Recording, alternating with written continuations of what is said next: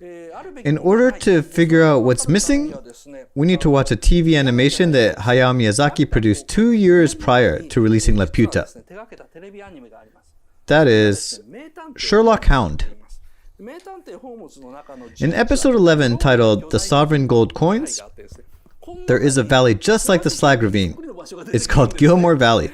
When Holmes and Watson ascend the hill in an automobile, they're surprised that they see huge chimneys lined up and smoke billowing out at the bottom of the Gilmore Valley. It's an industrial town where a lot of poor people live. This is the image source for the Slag Ravine. They look so much alike. However, something was intentionally removed from the Slag Ravine. Let me show you. Here you go.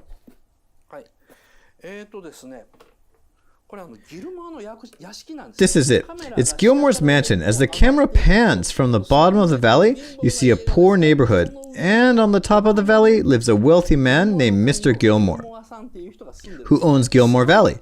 He has a splendid mansion, and we see a scene where his golden piggy bank is shining brightly.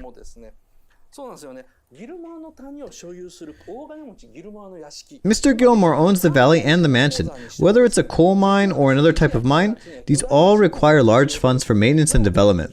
That's why Gilmore's shiny mansion overlooks the valley. However, there is no mansion at the top of the Slag Ravine.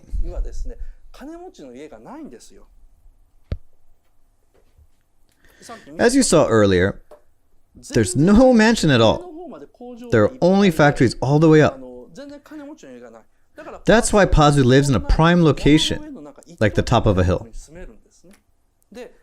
This isn't because Hayao Miyazaki didn't remember or didn't care. Only 2 years prior to Laputa, Miyazaki produced Sherlock Hound. And there he drew a mansion owned by a rich man on top of the valley.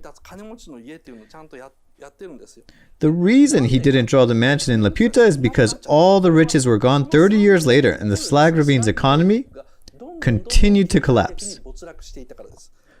The Slag Ravine resides in a world roughly 30 years after that of Gilmore Valley. The major investors have left and the town has become shabby. There may have once been facilities such as a church or community hall where Pazu lives. But since the water is no longer running, life there became inconvenient, rendering it uninhabitable. So only Pazu lives there. I think it's that kind of place. Speaking of the world 30 years later,